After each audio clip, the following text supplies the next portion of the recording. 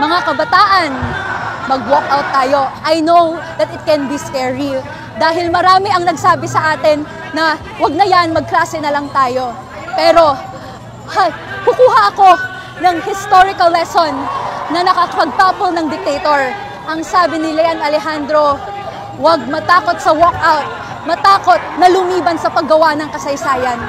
Nandito tayo ang gagawa ng kasaysayan. Dito sa kalsada, sa init ng galit natin, sa inhustisya.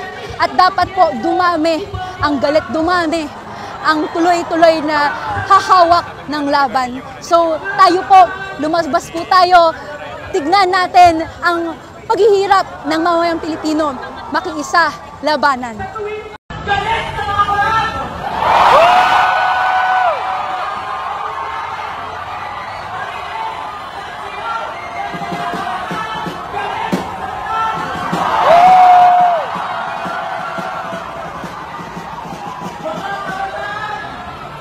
Ngayong araw ay muli po tayong gugungit ng kasaysayan.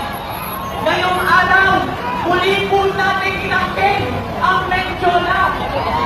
Ngayong araw, sisiguraduhin po natin na